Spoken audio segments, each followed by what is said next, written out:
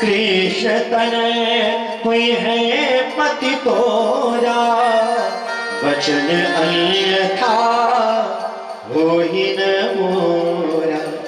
हे देवी चिंता न करो, द्वापर युग में जब भगवान श्री कृष्ण के रूप में अवतरित होंगे, भगवान श्री कृष्ण के पुत्र के रूप में तुम्हारे पति का धराधाम पर उद्भव होगा और तुम्हारा पुनः अपने पति से मिलन हो जाएगा। बोलिए श्यावर रामचंद्र की।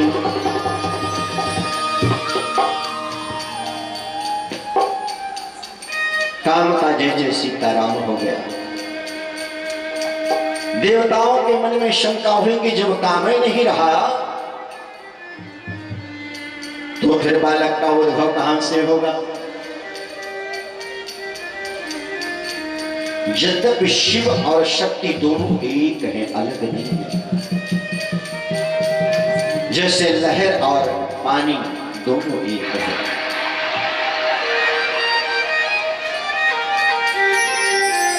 ठीक उसी प्रकार से शिव और शक्ति में कोई भेद नहीं। देवता आते हैं बाबा भोले भंडारी के पास, देवताओं की सभा बैठी है बाबा के श्री चरणों में और किसी की हिम्मत नहीं हो रही। सभी देवताओं ने कहा ब्रह्मा जी आप बोलिए। ब्रह्मा जी ने कहा नहीं तुम बोलो। अग्निदेव से कहा तुम बोलो। कहा नहीं महाराज मुझ में इतनी क्षमता नहीं है, क्योंकि हमारे बीच का ही एक साथी था, तीसरा नेत्र खुला हो जो सीताराम होगा, मुझ में इतनी क्षमता नहीं। ब्रह्मा जी ने बड़ी हिम्मत की और भोले भंडारी के सामने खड़े हुए और कहते हैं बाबा सकल सुरन के हृदय अस शंकर परम उछाहु, निज नयन देखा चाहिए नाथ तुम्हार विवाह। ये देवता अपने नेत्रों को सफल करना चाहते हैं। बाबा ने कहा सो सफल कर लो, मैं बैठा हूं। कहा नहीं महाराज आपको जोड़े में देखना चाहते हैं। बोलिए सियावर रामचंद्र की।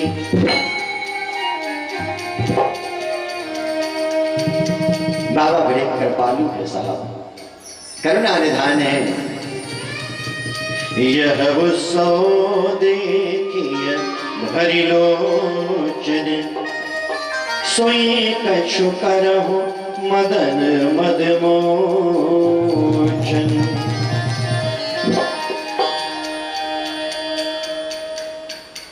कहते हैं कि देवता ये उसको देखना चाहते हैं। असल में देवताओं का स्वार्थ था, तारकासुर के वध का स्वार्थ था,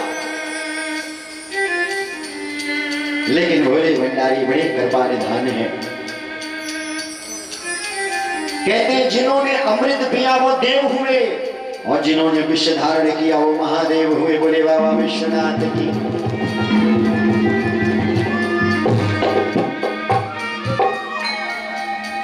बाबा ने तथास्तु कहा। हर के मुनि वचन सुनी, देखी प्रीत विश्वास, चले भवानी स्नायी सिर, गए हिमाचल पास, गए हिमाचल पास। इधर शंकर ऋषि आते हैं मां पार्वती के समक्ष और कहते हैं कि देवी बाबा ने तो काम को जला दिया, भस्म कर दिया, अब कैसे विवाह करोगी।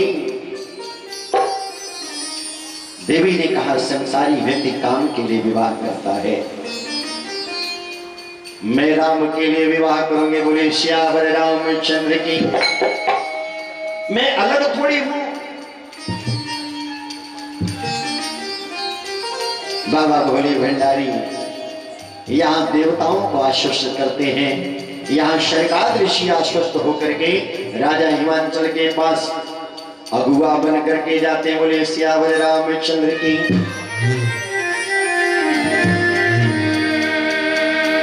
हृदय विचार शंभु प्रभुताई सादर मुनि वर दिए बुलाए।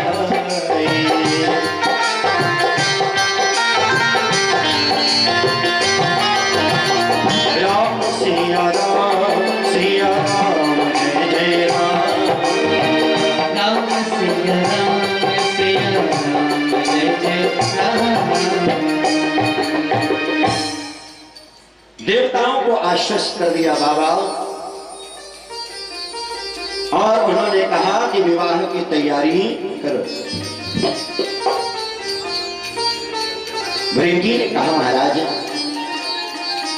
अपनी कोठरी में कुछ है नहीं, अरे विवाह में भी कुछ साम दाम लगता है, कन्या के लिए रकम पताई बनाना पड़ेगा, कुछ तो बंदोबस्त होता। बोले बाबा बड़े कृपालु हैं। भृंगी ने कहा महाराज अगर उनकी व्यवस्था नहीं है तो कम से कम आपकी तो व्यवस्था हो जाती। अरे किसी के दरवाजे पर चलोगे ऐसे नंग धड़ंग जाओगे? किसी के दरवाजे पर जाना, वो भी दुल्हन के रूप में जाना है। बाबा ने कहा फिर करना क्या है? कहा महाराज अगर आपकी आज्ञा हो तो जिम्मेदारी मैं संभाल लूंगा। बोलिए सियावर रामचंद्र की।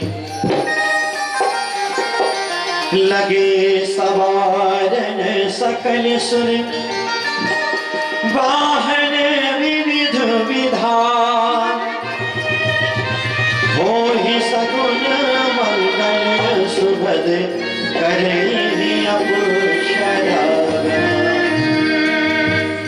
देवता तो आश्वस्त हो गए कि अब शिव जी का विवाह होगा और उनके विवाह के बाद जो पुत्र का उद्भव होगा उससे तारकासुर मारा जाएगा, पुनः मैं सिंहासन का भोगी बन जाऊंगा।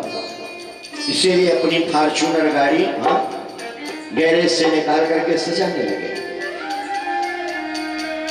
अपने अपने सुंदर सुंदर विमान सजाने लगे। अप्सराएं गान कर रही हैं और यहाँ भोले बाबा का श्रृंगार कर रहे हैं। कौन? भोले बाबा के गए। और आइए हम लोग भी बड़े भाव से भोले बाबा का श्रृंगार करते हैं। हमारी जोगिया हो, हमारी जोगिया हो, हमारी जोगिया डम डम डमरू बजावेला हमारी जोगिया, डम डम डमरू बजावेला हमारी जोगिया, डम डम डमरू बजावेला हमारी जोगिया। हो हमारी जोगिया, हो हमारी जोगिया, हमारी जोगिया हो, हमारी जोगिया। और बोल जाओ हमारी जोगिया हो, हमारी जोगिया। डम डम डमरू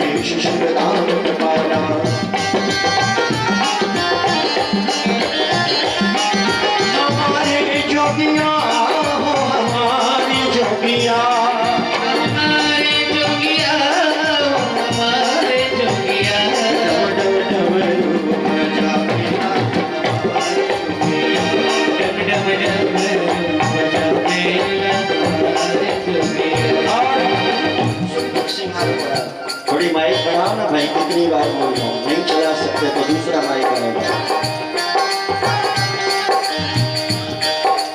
बोले बाबा विश्वनाथ की डमरू की निनाद हो रही है। शिव ही शंभो गण करे ही सिंगारा। सुंदर सिंगार हो रहा है। जो बिखरी हुई जटाएं थी उनको लपेट करके सुंदर मुकुट बना दिया गया। रिंगी ने कहा महाराज कुछ कमी लग रही है, एक काम करते हैं, जैसे राजाओं के मुकुट में सुंदर अट्टालिका जैसी शोभायमान आकृति होती है, ठीक उसी प्रकार से कुछ बनाना चाहिए बाबा के मुकुट में। सो सुंदर एक बड़ा सा सांप लाया और बाबा के जटा में लपेट दिया। बोले बाबा विश्वनाथ की श्रृंगार हो रहा है। नंदी ने कहा सुनो भाई, ये कान खुले खुले अच्छे नहीं लग रहे। इस सांप के जो छोटे छोटे बच्चे हैं ना, इनका कुंडल बना दिया जाए। भृंगी ने कहा महाराज कुंडल तो हो गया लेकिन बाजू बंद। उन्होंने कहा जो सांप के थोड़ा सा तरुण बच्चे हैं उनका बाजू बंद बना दिया जाए। कुंडल किंकिन पहिरे ब्याला। सुंदर श्रृंगार हुआ है बाबा का। कहते हैं कि आजकल विवाह में फॉर्च्यूनर, बड़ी बड़ी स्कॉर्पियो गाड़ी, तमाम व्यवस्थाएं होती हैं। अब आज के विवाह में हमने गांव में देखा है 20-20 बोलेरो गाड़ी जाती है और किसी बाराती को पीछे वाली सीट पर बैठने के लिए कह दीजिए तो मानो आप कह रहे हैं कि आत्महत्या कर लो। पीछे वाली सीट पे कोई बैठना नहीं चाहता। मात्र 4-4 सवारी बोलेरो में जाती है। देवताओं ने कहा भैया सब कुछ तो हो गया, एक काम करता हूं, थोड़ा सा और जो मुखमंडल है उसकी लालिमा और बढ़ाई जाए। एक गण ने कहा भाई देखो बाबा को सबसे प्रिय क्या है, चिता की राख। बोले बाबा विश्वनाथ की एक बढ़िया थाली में चिता की राख भर करके एक गण लाया और बाबा के वतन में लपेटने लगा। कर्पूर गौरव करुणावतारम संसार सारो भुजगेंद्रहारम। किसी भगत ने कहा कि महाराज चिता की ही राख क्यों? भोले बाबा ने कहा हे भाई सुनो,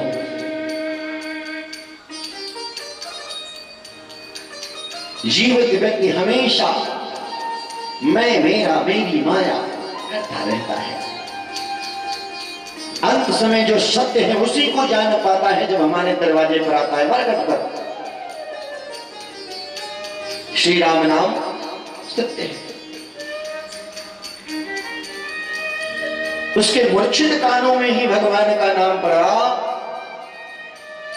और भगवान का नाम पढ़ने के कारण जब उसकी अस्थि राख के रूप में परिवर्तित हुई तो उसकी राख में मेरे प्रभु का नाम मिला था, इसलिए मैंने बदन पर लगा लिया। और तो और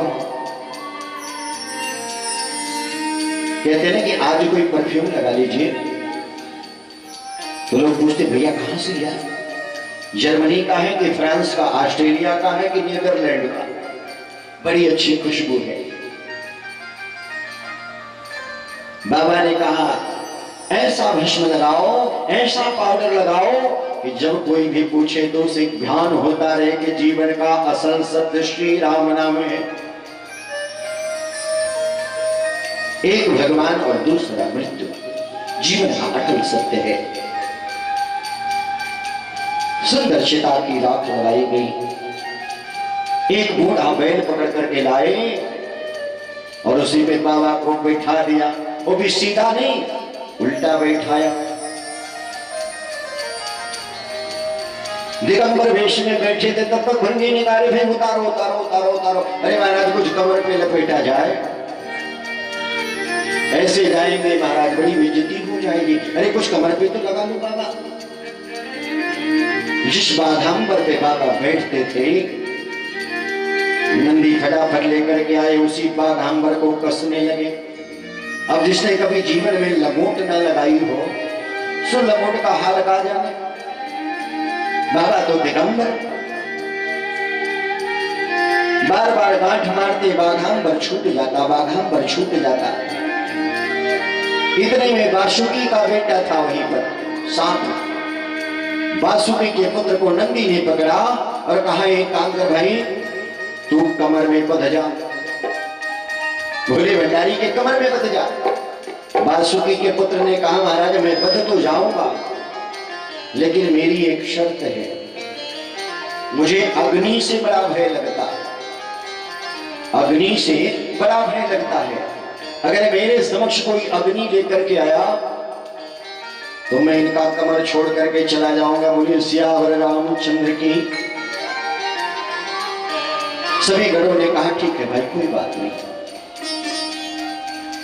शिव जी ने कहा, कुछ अधूरा है।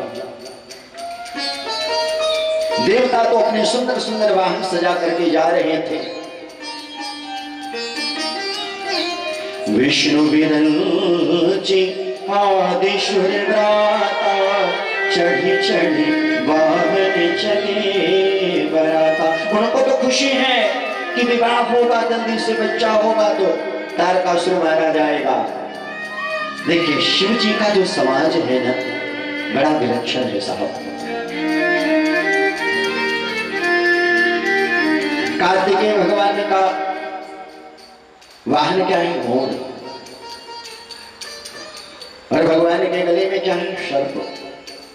दोनों विरोधाभासी है, लेकिन परिवार में आनंद के साथ रहते हैं। गणेश जी का वाहन क्या है? मूषक। भगवती का वाहन सिंह। लेकिन बड़े भाव से, प्रेमा भाव से रहते। शिव जी ने कहा, कुछ छूट रहा है भाई, एक काम करो, जो हमारे सुख के दुख के साथी हैं, देवता तो स्वार्थी हैं, जो असल में मेरे साथी हैं, भृंगी उनको बुलाओ। बोले सियावर रामचंद्र की। भृंगी ने आज्ञा पा करके निनाद किया है। अकल विकल श्रुतल से तमाम पिशाचों की टीम आई है बाबा के बारात में। और वो पिशाचों की जब टीम आई ना, तो बड़ा सुंदर डीजे बजने लगा बाबा के विवाह। एकदम आनंद की अवस्था हो गई और बाबा अपनी सेना को देख करके मग्न हो गए।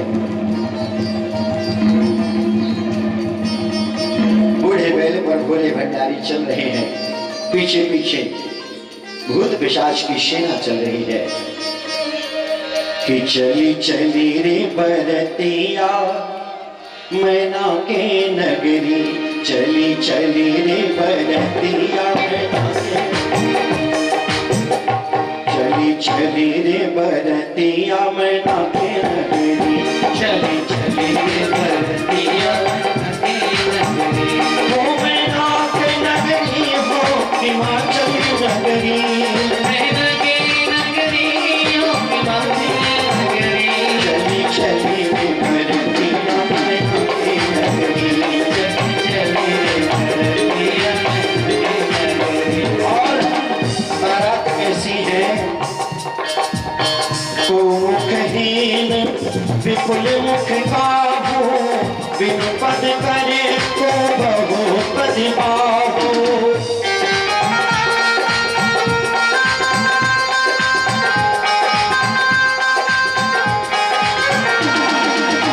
विपुल नयन को नयन विहीना, दृष्टि पुष्टि को अति संकीर्णा।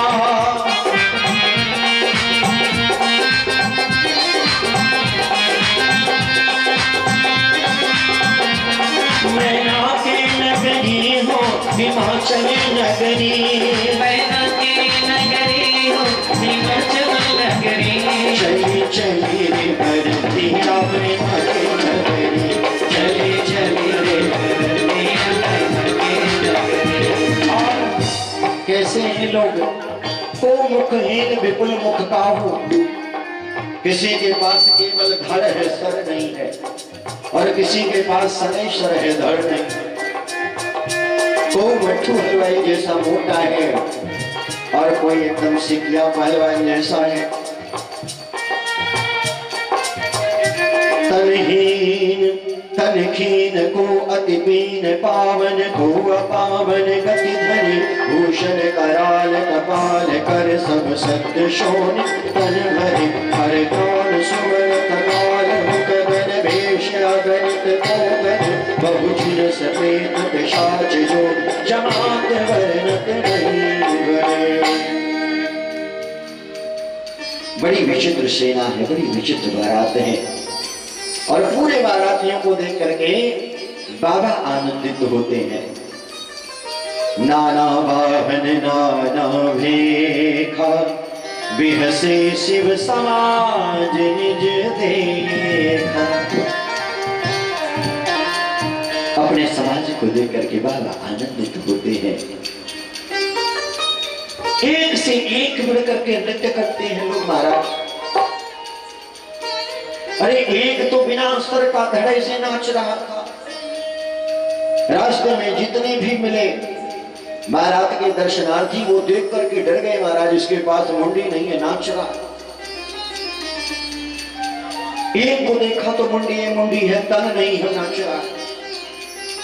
कि नाच ही गाव ही गीत परम, तरंगी भूत सब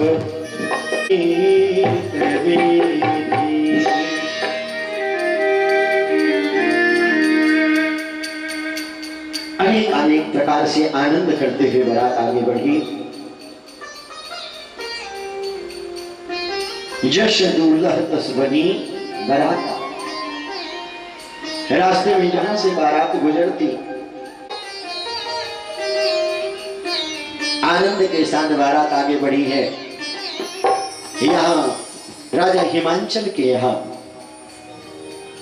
कहते हैं जिनके दरवाजे पर विवाह होती है बेचारा बड़ा चिंतित रहता है। वो भी बेटी का विवाह हो तो और चिंता होती है, किस प्रकार से बारातियों की सेवा करनी है, जनवास की व्यवस्था कहाँ रखनी है, आए हुए मेहमानों का साज संभाल कैसे करना है। राजा हिमांचल यहाँ परेशान थे। इतने में देवताओं की जो बारात थी, क्योंकि भोले बाबा की बारात से थोड़ी अलग पहले निकली थी, कि नगर निकट बारात सुनियाई, पूरे घर शोभा अधिक दिखाई, पूरे घर भर शोभा अधिका। सुंदर सुंदर वाहन घोड़े पर सवार होकर के, रथ लेकर के, अपने वाहन विमान लेकर के देवताओं के सभा पहुंची है।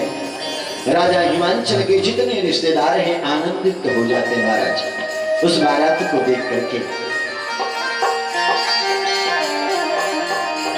शिव समाज भगवान इंद्र को जब नगरवासी देखते हैं तो कहते हैं यही दूल्हा है। लोगों ने कहा नहीं भाई ये दूल्हा नहीं है, ये दूल्हा का सेवक है। लोगों ने कहा जब दूल्हा का सेवक इतना सुंदर है तो दूल्हा कितना सुंदर हो। इतने में भगवान विष्णु का वाहन आ गया। नील सरोरुह नील मणि नील नील धर श्याम। भगवान को देख करके पूरी प्रजा मोहित हो गई। लोगों ने कहा महाराज जरूर ये दूल्हा होगा। तो किसी ने कहा नहीं महाराज ये दूल्हे का मित्र है, ये सहबल्ला है, ये दूल्हा नहीं है। लोगों के मन में आश्चर्य हो रहा था, उत्कंठा जग रही थी कि जब सहबल्ला ऐसा है तो दूल्हा कैसा होगा। बोले सियावर रामचंद्र की। और जैसे ही दूल्हे की गाड़ी आई, शिव समाज जब देखने लागे, शिव समाज जब देखने लागे, शिव समाज देखने लागे, विदधि चले बाहर सब भागे, चले बाहर सब भागे, हरि धीरज तह रहे सहारे।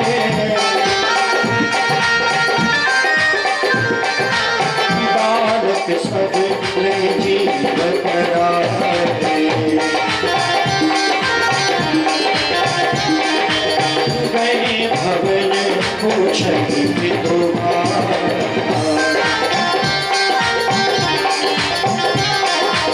कहीं वचन भव अमृत धारा।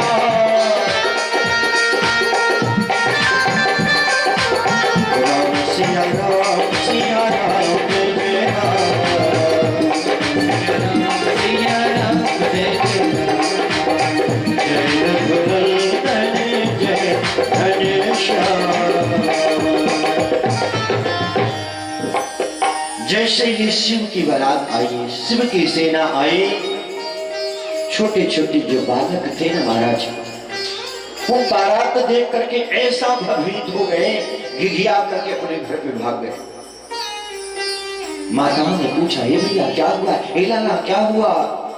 बालकों ने कहा, मैया वो बारात नहीं आई है, उस यमराज की सेना आई है। बोले सियावर रामचंद्र की। हे भैया, अरे पार्वती दीदी का विवाह नहीं हो रहा है, मुझे लगता है राजा हिमांचल के यहाँ साक्षात यमराज आए हैं अपनी सेना लेकर के। माताएं समझ गई कि शिव जी का समाज आया है, बालकों को धीरज बधाती है। समुझ महेश समाज सब, जननी जनक मुस्काई, बाल बुझाए बहुत विधि, निडर हो डरे माय। बालकों को बड़ी भांति से समझाया है माताओं ने, पर कहा कि भैया चिंता न करो, ये साक्षात शिव जी की बारात है, शिव जी की सेना है, आपको डरने की आवश्यकता नहीं है।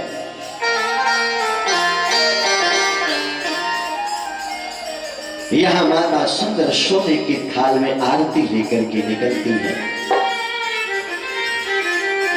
नाउन जो थी ना, नाउन कलशा लेकर के माँ मैना के साथ खड़ी है कि मैना शुभ आरती सारे,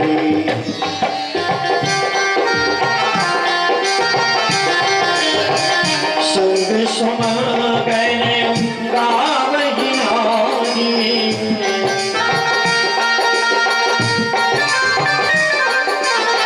कंचन थार शोभ बर पारी,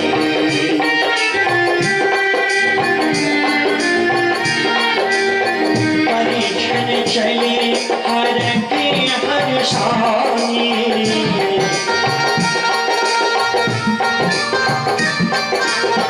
राम सिया राम जय जय राम सिया राम जय जय राम।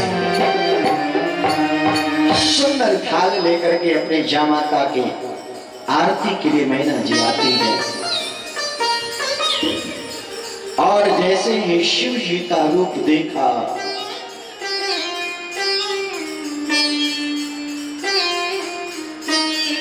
थाली में दीपक था, थाली में दीपक था, और बासुकी के पुत्र ने क्या कहा था कि जैसे मैं आग देखूंगा अपनी सेवा समाप्त कर दूंगा। बोले सियावर रामचंद्र की। भाई कमर पे मुझे बांध रहे हो ठीक है, कोई बात नहीं है, लेकिन मुझे आग से दूर रखना। अगर मेरे समक्ष आग आई तो मैं वहां से भाग लूंगा। और जैसे ही दीपक की अग्नि बासुकी के पुत्र के आंखों में गई, वो कमर से खसक लिया, बाघांबर नीचे हो गया। बोले बाबा विश्वनाथ की। मैना के हाथ से थाली गिर गई महाराज रूप देख करके। सर्प ने फुफकार मारी, जो नाइन थी ना उसके हाथ से कलश का लोटा गिर गया, वो बेहोश हो गई वहीं पे। पूरे हिमाचल नगर में कोलाहल हो गया कि अब पार्वती का विवाह नहीं होगा। अभी भी गांव में देखें ना, अरे बहुरा पर था, गांजा की मस्ती में, भांग की मस्ती में धतूरा खा करके एकदम अपनी सेना के साथ चला। बाबा तो अपनी मस्ती में रहते ही, बाबा समदर्शी हैं, चाहे कोई उनका आदर करे या निरादर करे, बाबा को कोई फर्क पड़ने वाला नहीं है। कोलाहल हो गया। देखिए, एक मां होती है ना, मां को बड़ी पीड़ा होती है।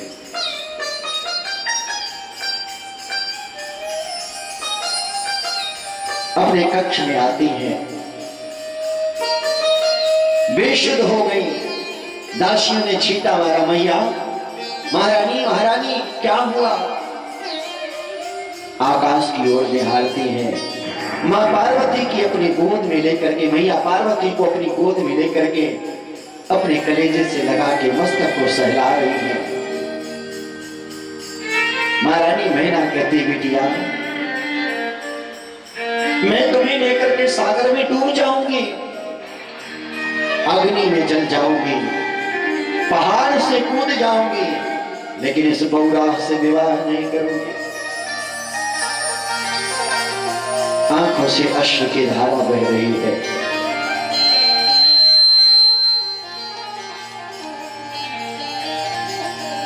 महाराज हिमांचल आकर के अपनी पत्नी को समझाते हैं, लेकिन मैना मानने को तैयार नहीं। मैना कहती, ना, मैं अपनी बेटी को इस बौरा के हाथ नहीं देने वाली। भगवान की प्रेरणा से कृपा होती है। नारद जी आते हैं कि नारद तब सब ही समझा, पूर्व कथा प्रसंग सुनावा, मैना सत्य सुनहु मम बानी, जगदम्बा तब सुता भवानी। नारद जी आते हैं, पूरे पूर्व जन्म की कथा महारानी मैना राजा हिमांचल को सुनाते हैं और कहते हैं कि ये शिव और शक्ति दोनों एक हैं। तुम्हारे पूर्व जन्म के तप के कारण मां भगवती ने तुम्हें वरदान दिया था कि आपके यहाँ मैं कन्या के रूप में अवतरित होंगी। सुमा शैलजा आपके यहाँ कन्या के रूप में आई है, इन्हें शिव जी के हाथों में समर्पित कर दो। शिव और शक्ति में कोई भेद नहीं है। बोले श्यावर रामचंद्र की। इतने में नगर में आनंद उत्सव हो गया। कानों कान सबको खबर लग गई कि शिव और पार्वती का विवाह होने वाला है। रानी मैना मान गई है। लगे होन पुर मंगल गाना, लगे होन पुर मंगल गाना, सजे सबई हालत घटनाया, आते देख भई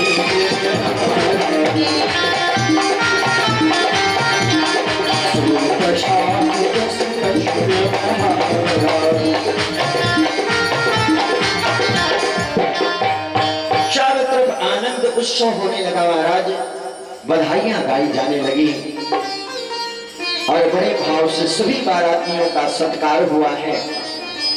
अभी तक जलपान नहीं मिला था।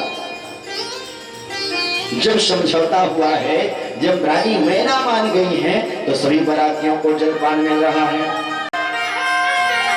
अब देवता जो बैठे हैं, देवता को तो बड़ा सुंदर, देवताओं का शिष्टाचार अलग है। सुंदर आसन लगाया गया है, देवता वहां विराजमान है, बड़े भाव से पा रहे हैं देवता। लेकिन जो शिव का समाज था वो बड़ा भयंकर था। कोई कचौड़ी पर टूट पड़ता, कोई पूरी पर टूट पड़ता। अरे भाई, जिसके पास मुख था वो गुलाब जामुन पर टूट पड़ा।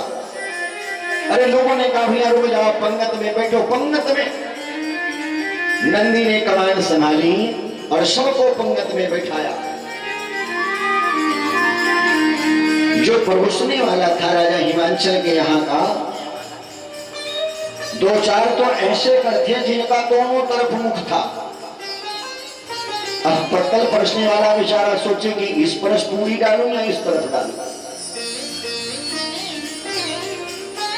एक सीखिया पहलवान था, उसके सामने थाली आई, वो ऐसा खा रहा था, ऐसा खा रहा था कि पूछो।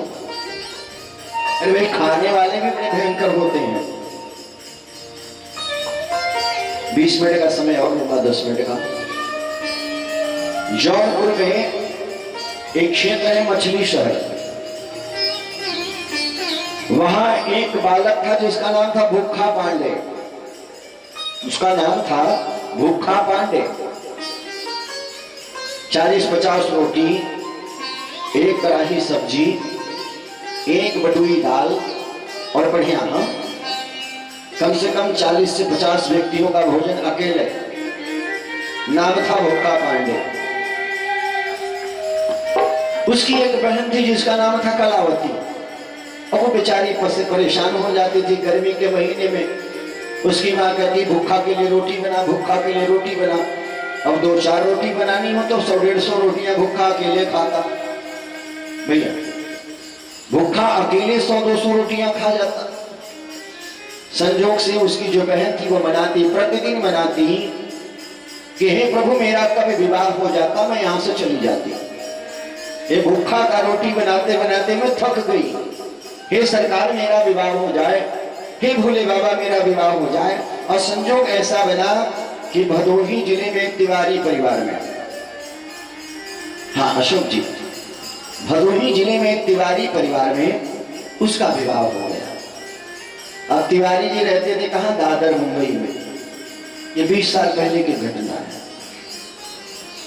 तिवारी जी चले आए बम्बई अपना परिवार लेकर के। अब कलावती तो प्रसन्न हो गई, यहाँ बढ़िया सुंदर कमरा था, 1 बेडरूम हॉल किचन का फ्लैट था। अपने पति के साथ आनंद के साथ रहने लगी। अब पति भूखा तिवारी थोड़ी था, पति 4 रोटी खाता था, थोड़ी सी चावल थोड़ी सी दाल। संजोग ये हुआ महाराज की भूखा पांडे कोई काम नहीं करता और खाता रहता। लेकिन भूखा के पिताजी ने कहा भूखा सुनो, जाओ अपने जीजा जी के यहाँ बम्बई, वहां जाकर के कुछ काम धाम करना और नौकरी चाकरी करके अपना कम से कम भरण पोषण तो कर। भूखा ने कहा महाराज वो हमारी बहन जो है वो हमको भोजन नहीं कराएगी। बोले नहीं वो खिलाएगी, कलावती तुम्हें खिलाती थी भोजन। सो ट्रेन पकड़ा महानगरी और आ गया बम्बई। दादर में जैसे जीजा जी के यहाँ पहुंचा, जीजा तो देख करके खुशी हो गए, लेकिन उनकी जो बहन थी कलावती को देख करके अंदर अंदर जल गई। अरे राम रे राम, ये भूखा को अभी पिंड छूटा फिर भूखा आ गया बम्बई। उसके जो जीजा जी थे तिवारी जी ने कहा यार कोई अपने भाई को देख करके इस प्रकार से भाव करता है। बोले आप नहीं जानेंगे स्वामी, इसका भोजन बनाना कोई खेल का काम नहीं है। एक काम करो, मेरे सर में दर्द है, आप ही भोजन बनाओ, अपने साले को खिलाओ।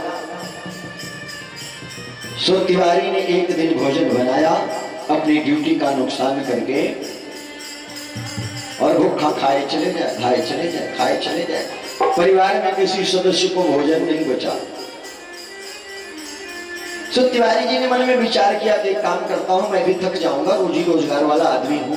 एक काम करता हूं, एक मारवाड़ी भोजनालय है कबूतर खाना के पास दादर वाली गली में, 900 रुपए महीने में भरपेट भोजन कराता है।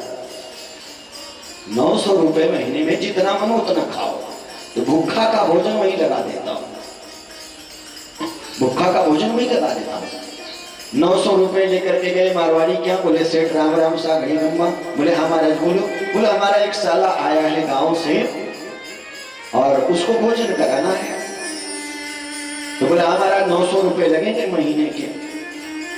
तो बोले थोड़ा सा ज्यादा पाता है। बोले कोई बात नहीं, मैं भरपेट खिलाऊंगा, जितना खाएगा उतना खिलाऊंगा। एक दिन महाराज जब उसके होटल में पहुंचे भूखा पांडे,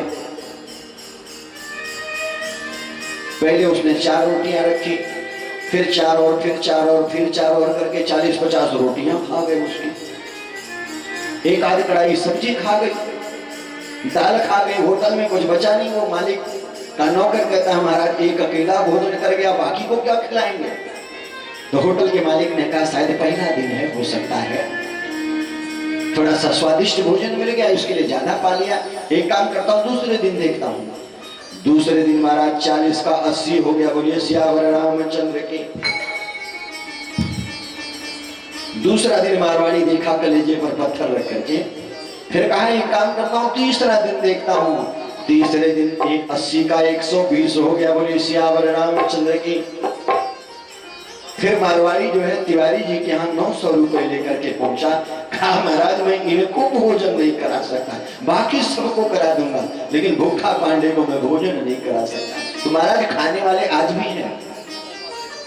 आप चले जाइए वृंदावन में, बित्ता से नाप करके रोटी आज भी 24 लोग खाते वहां के। यहां भोजन हो रहा है। अब जो तनखीन था वो बड़ी थाल लेकर के बैठ गया, पुड़ियां उड़ाने लगा। वस्तुतः राजा हिमांचल के यहाँ किसी चीज की कोई कमी नहीं थी। भरपेट भोजन कराया सबको। और जब शिव जी के भोजन की बारी आई तो जो नगर की नारियां थी बड़ी सुंदर गाली देती हैं। कहते हैं ना कि हिमांचल वालों ने कहा कि मैं जो भोले भंडारी को दे सकता हूं वो कोई नहीं दे सकता। लोगों ने कहा क्या दे सकते हो? कहा मैं गाली दे सकता हूं, तुम्हारी औकात है तो दे के दिखाओ। और बड़ा सुंदर भाव से उसी भावभूमि में हम लोग भी चले।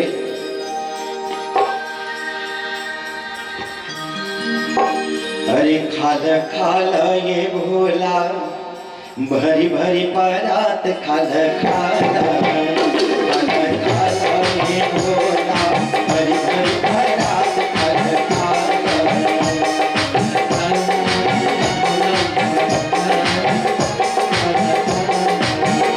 खाला खाला ये भोला, भरी भरी परात खाला खाला, खाला खाला ये भोला, भरी भरी परात खाला खाला।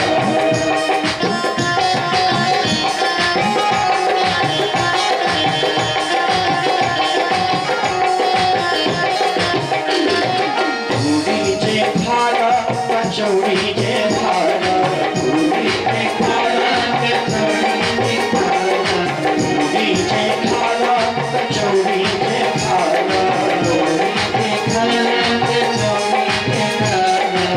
घी ना मिला के खाला दाल भात खाला खाला, खाला खाला ये भोला, भरी भरी परात खाला खाला, खाला खाला ये भोला। बड़े भाव से खिलाती हैं और गालियां देती हैं। भृगु महाराज जिनके दाढ़ी को वीरभद्र ने उखाड़ दिया था यज्ञ में, उनकी दाढ़ी कुशा की जैसी हो गई। माता पार्वती की सखियां कहती हैं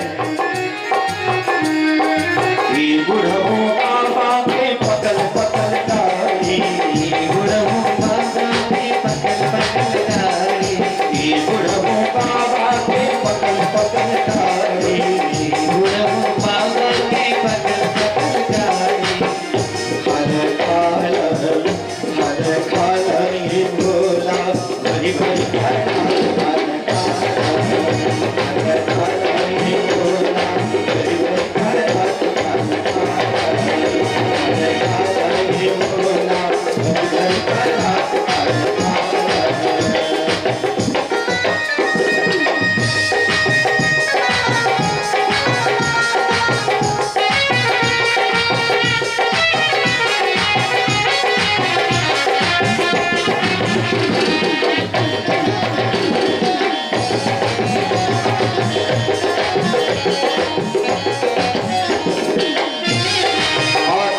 बड़े सुंदर भाव से, समय अभाव है, आरती की तरफ चलनी है।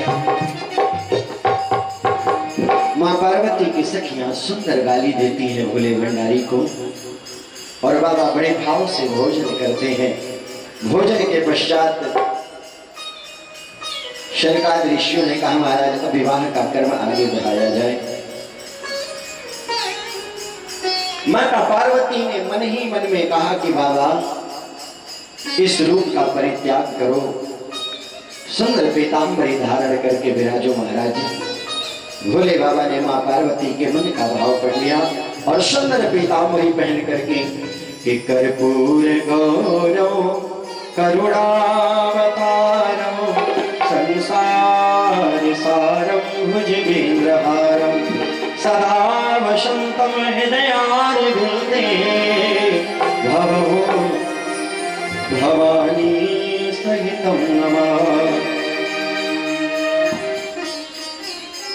सुंदर रूप लेकर के बाबा विश्वनाथ मंडप में आते हैं।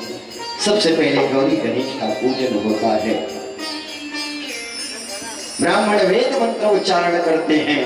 ओम स्वस्ति नः इंद्रो वृषभाः, स्वस्ति नः पूषा विश्ववेदाः, स्वस्ति नस्तार्क्ष्यो अरिष्टनेमिः, स्वस्ति नो बृहस्पतिर्दधातु। ब्राह्मणों को प्रणाम करते हुए भोले भंडारी विवाह की वेदी पर अपनी अर्धांगिनी के साथ विराजमान है। कन्यादान की बेला आई। पानी ग्रहण जब कीन्हा महेशा, यहाँ रखे तब सकल सुरेशा।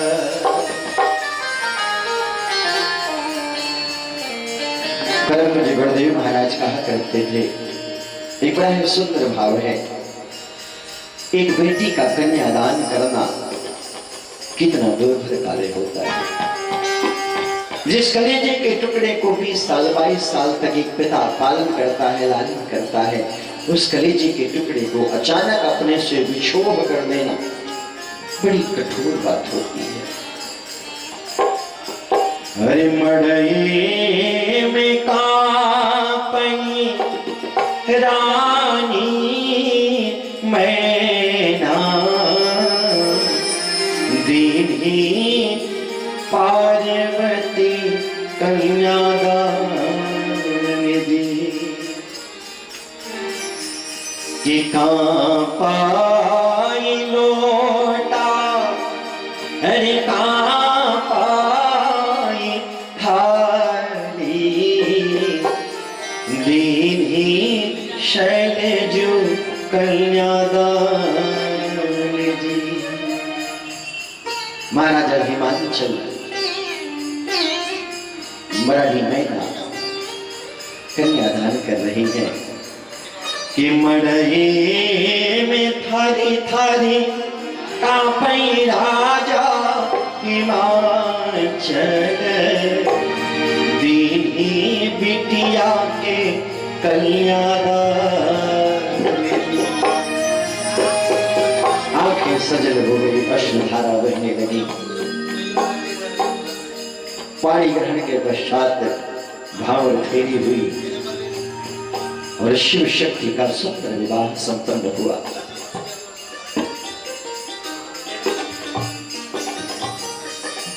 प्रातः काल हुई,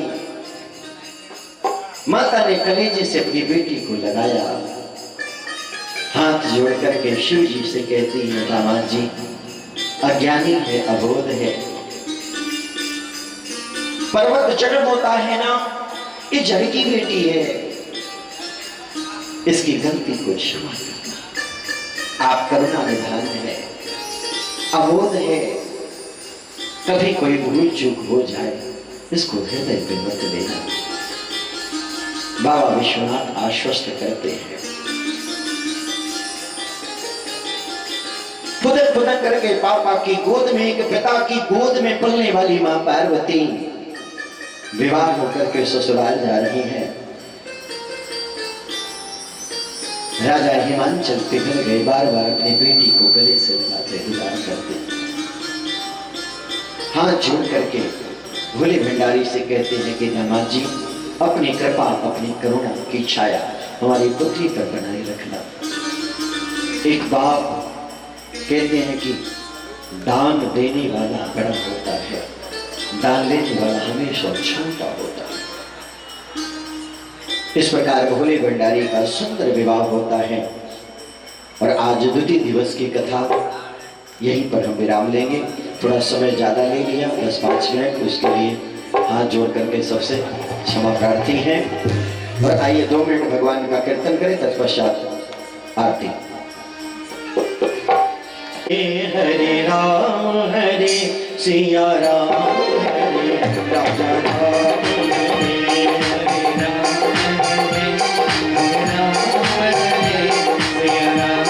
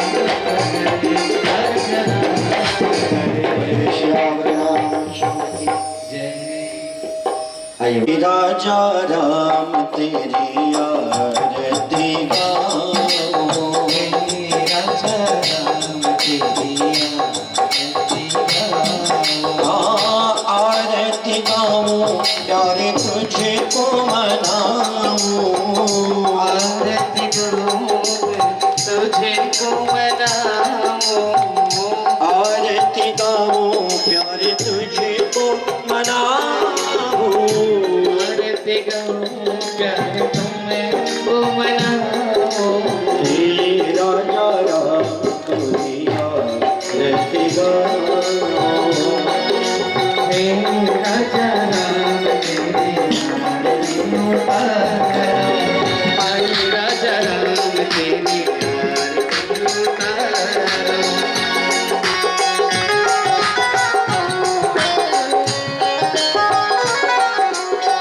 अवध बिहारी तेरी आरती उतारो, हे राजा राम तेरी आरती उतारो, कनक सिंहासन नंदन से जोड़ी, कनक सिंहासन नंदन से जोड़ी, दशरथ नंदन जनक किशोरी, दशरथ नंदन जनक किशोरी, युगल छवि को सदा निहारो, युगल छवि को सदा निहारो, हे राजा राम तेरी आरती उतारो, हे राजा राम तेरी आरती उतारो, बाबे भाग शोभित जगन्नाथनी,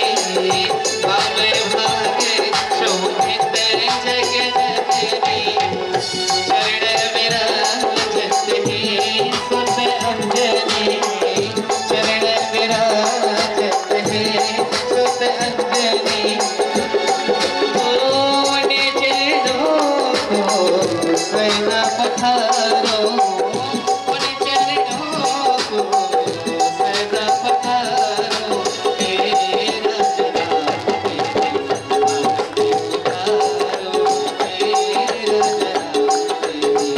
आरती उतारो,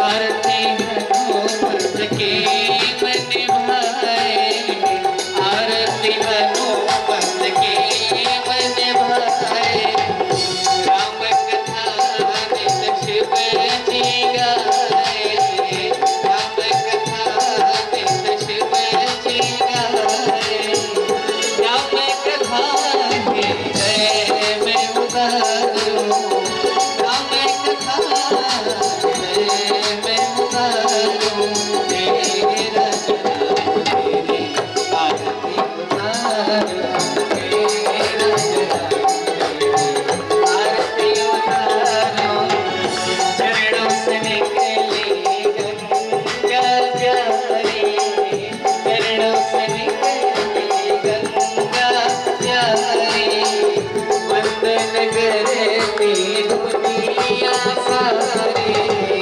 वंदन करती दुनिया सारी, उन चरणों में शीश नवाओ, उन चरणों में शीश नवाओ, हे राजा राम तेरी आरती उतारो, हे राजा राम तेरी आरती उतारो, आरती उतारो प्यारे तुमको मनाओ, आरती उतारो प्यारे तुमको मनाओ, हे राजा राम तेरी आरती उतारो, हे राजा राम तेरी आरती उतारो,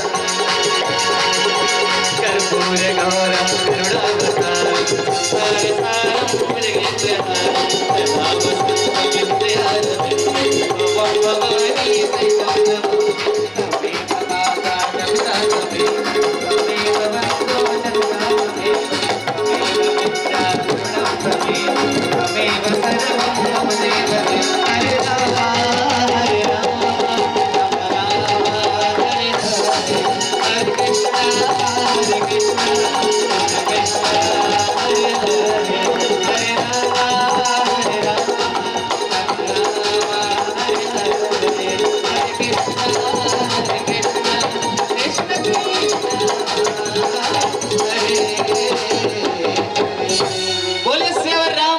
भगवान की, बोले वीर बजरंग बली हनुमान की जय जय।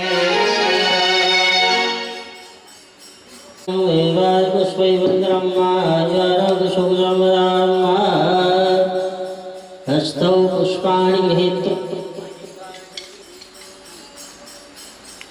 जगमयजन्त देवास्तानि धर्माणि प्रथमानि आसन्नातेः नाकं महिमानः सचन्द्रपूर्वेशाध्याः शान्तिदेवाः।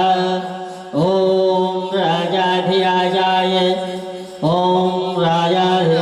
विषयिषाय नमो वयं वैश्रवणाय कुर्महे शवे कामानि कामकामाय मह्यम् कामेश्वरो वैश्रवणो ददातु कुबेराय वैश्रवणाय महाराजाय नमः। ॐ स्वस्ति साम्राज्यं स्वराज्यं वैराज्यं पारमेष्टं राज्यं महाराजमाधिपत्यमयं समन्त्रिपर्यायै स्यात् सार्वभौमः सर्वाभूतार्थात् पृथिव्यै समुद्रपर्यन्तायाम् एकराज्यविश्लोको विजितो मरुतः परिवेष्टारो मरुतस्यावसन् गृहे आदिति। ओम विष्णुचिच्छरत विश्वतो मुखो विश्वतो वाहृत विश्वतस्मात् साम्बाहुभ्यां धमतिशां पतद्यावा भूमिः जनयन् देव एकः नाना सुगन्धपुष्पाणि यथा कालोद्भवानि च पुष्पाञ्जलिर्मया दत्ता विहारं श्रीपरमेश्वरः। ओम पूर्वाश्री गणेशां विवाभ्यां भाति सीतारामचन्द्रदेवताभ्यो नमो नमः।